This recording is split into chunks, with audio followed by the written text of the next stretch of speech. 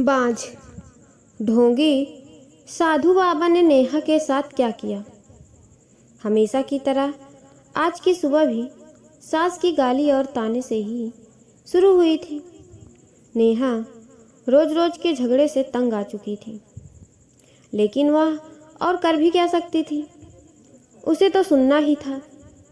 वह चुपचाप सास ससुर और पड़ोसियों के ताने सुनती और रोती। नेहा की शादी राजेश के साथ 6 साल पहले हुई थी। इन 6 सालों में जिन लोगों की शादी हुई थी वे 1 से 2 बच्चे के माँ बाप बन गए थे, लेकिन नेहा अभी तक माँ नहीं बन पाई थी। इसके चलते उसे बांझ जैसी उपाधि मिल गई थी। राह चलती औरतें भी नेहा को तरह तरह के ताने देती और बाज कर चिढ़ाती। नेहा को यह सब बहुत खराब लगता, लेकिन वह किस किस का मुंह बंद करती। आखिर वे लोग भी तो ठीक ही कहते हैं। नेहा सोचती, मैं क्या करूं? इतना इलाज तो करा रही हूं। डॉक्टर ने लगातार इलाज कराने को कहा है, जो मैं कर रही हूं, लेकिन जो मेरे वश में नहीं है उसे मैं कैसे कर सकती हूँ। एक दिन पड़ोस का एक बच्चा खेलते खेलते नेहा के घर आ गया। बच्चे को देख नेहा ने उसे अपनी गोद में बिठा लिया और उसे प्यार से चूमने लगी। जब सास ने नेहा को दूसरे के बच्चे को चूमते हुए देखा तो वह चिल्लाने लग पड़ी। वह उसकी गोद से बच्चे को छीनते हुए बोली, कलमुही, बच्चा पैदा करने की तो ताकत है नहीं, दूसरों के बच्चों से अपना मन बहलाती है। अरे तू क्यों डालती है अपना मनहूस साया दूसरों के बच्चों पर? तू तो उस बंजर जमीन की तरह है जहाँ फसल तो दूर घास भी उगना पसंद नहीं करती। जब नेहा से सास की बातें नहीं सुनी गई तो वह अपने कमरे में जाकर अंदर से दरवाज़ा बंद कर रोने लगी।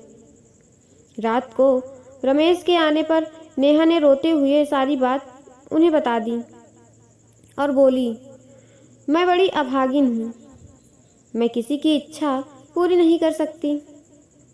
ऊपर से मुझ पर बाज होने का धब्बा भी लग चुका है।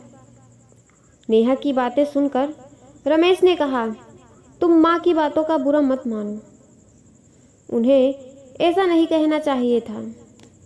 हर माँ बाप की इच्छा होती है कि उनके परिवार को आगे बढ़ाने वाला उनके रहते हुए आ ही जाए। तुमसे यह इच्छा पूरी नहीं होते देख कर माँ तुमसे उल्टी सीधी बातें बोलती हैं। तुम चिंता मत करो, तुम्हारा इलाज चल रहा है, तुम जरूर एक दिन माँ बनोगी। नेहा बोली, मेरी एक सहेली थी, वह भी बहुत दिनों से माँ नहीं बन पा रही थी।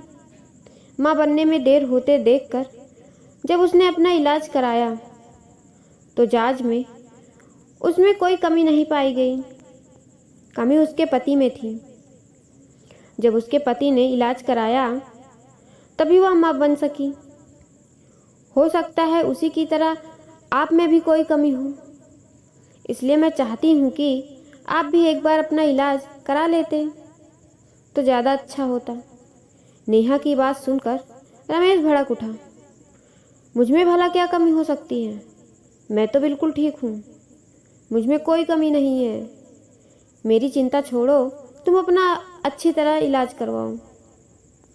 मैं मानती हूँ कि आप में कोई कमी नहीं है, लेकिन तसल्ली के खातिर नेहा ने सलाह देने के ख्याल से ऐसा कहा। लेकिन रमेश ने उसकी बात को बीच में ही काट दिया। नहीं नेहा, तसल्ली वगैरह कुछ नहीं। मैंने कहा ना कि मुझ में कोई कमी नहीं है। रमेश ने उसे डांट दिया। पति के भड़के मिजाज को देख नेहा ने चुप रहना ही उचित समझा। शहर के बड़े से बड़े डॉक्टर से उसका इलाज हुआ, फिर भी उसकी कोख सूनी ही रही। डॉक्टर ने जांच के दौरान उसमें कोई कमी नहीं पाई गई। देखो नेहा, रिपोर्ट देखने के बाद तुम में कोई कमी नज़र नहीं आती। शायद तुम्हारे पति में कोई कमी होगी। तुम एक बार उसे भी इलाज कराने की सलाह दो। डॉक्टर ने उसे समझाया। अब नेहा को पूरा भरोसा हो गया था कि उसमें कोई कमी नहीं है। माँ बनने के लिए कमी उसके पति में ही है, लेकिन उसे कौन समझाए। उसे रमेश के गुस्से से भी डर लगता था। एक दिन किसी ने नेहा की सास को बताया कि पास ही गांव में के मंदिर में एक बाबा रहते हैं, जिसकी दुआ से हर किसी का दुख दूर हो जाता है। सास ने यह बात अपने बेटे रमेश को बता दी और नेहा को बाबा के पास भेजने को कहा। रात को रमेश ने नेहा से कहा, कल तुम मंदिर चली जाना, ठीक है? ठीक है, मैं चली जाऊंगी, लेकिन मैं डॉक्टर के पास गई थी। डॉक्टर ने मुझ में कोई कमी नहीं बताई, इसलिए मैं चाहती हूँ कि आप भी एक बार अपना डरते डरते नेहा कह रही थी, लेकिन रमेश ने उसकी बात को अनसुना कर दिया। नेहा, मैं कहीं नहीं जाऊंगा, तुम कल मंदिर में बाबा के पास चली जाना। ऐसा कहकर रमेश सो गया। नेहा ने भी अपने माथे पर लगा बाजपन का धब्बा मिटाने के लिए बाबा के पास जाकर उनसे दुआ लेने की सोच ली। दूसरे दिन सवेरे नहा धोकर वह बाबा के पास चली गई। मंदिर में लगी भीड़ को देखकर उसे भरोसा हो गया कि वह भी बाबा की दुआ पाकर माँ बन सकती है। नेहा बाबा के पैरों पर गिर पड़ी और कहने लगी, बाबा, मेरा दुख दूर करें। मैं 6 साल से बच्चे का मुंह देखने के लिए तड़प रही हूँ। उठो बेटी, निराश मत हो, तुम्हें औलाद का सुख जरूर मिलेगा, लेकिन इसके लिए तुम्हें माहवारी होने के बाद यहाँ 4 दिनों तक रहकर लगातार पूजा करनी होगी। ठीक है बाबा, मैं जरूर आऊँगी।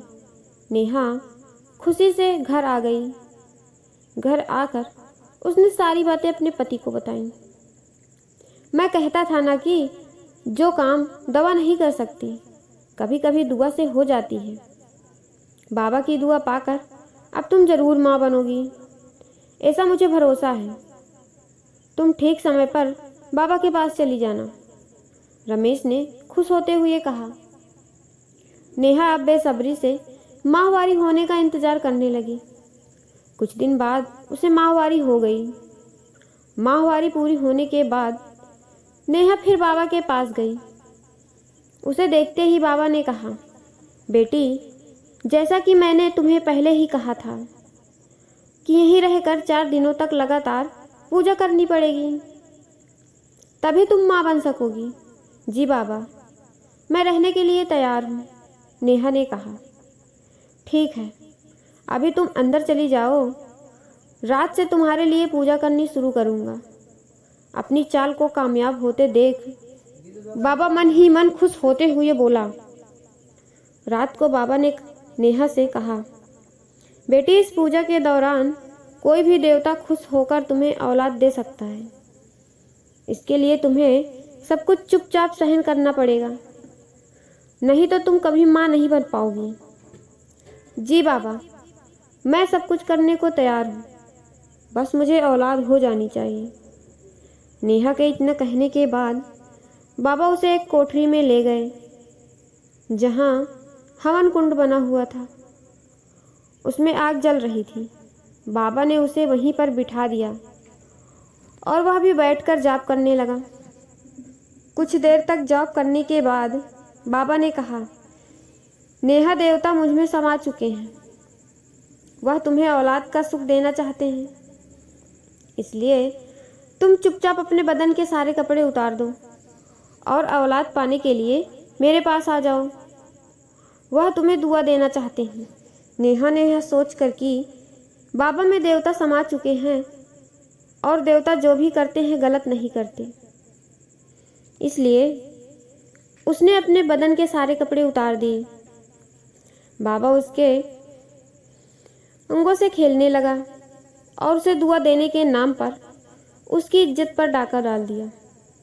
4 दिनों तक लगातार बाबा ने इस पूजा के बहाने नेहा से जिस्मानी संबंध बनाए। 5वें दिन बाबा ने कहा, नेहा बेटी, हमारी दुआ कबूल हो गई, पूजा भी पूरी हो गई। अब तुम जरूर माँ बनोगी। तुम घर जा सकती हो। बाबा की दुआ लेकर वह खुशी खुशी घर लौट आई। 9 महीने बाद नेहा माँ बन गई। उसे बाबा की दुआ लग गई थी। उसके माथे से बचपन का धब्बा मिट चुका था। घर के सारे लोग बहुत खुश थे। रमेश को पूरा यकीन हो गया था कि उसमें भी बाप बनने की ताकत है, लेकिन सच्चाई से सभी अनजान थे। इस स्टोरी पे आपकी क्या राय है? कमेंट करके ज़रूर बताइएगा। स्टोरी पसंद आए तो लाइक और चैनल को सब्सक्राइब जरूर करिएगा। आपका बहुत बहुत धन्यवाद।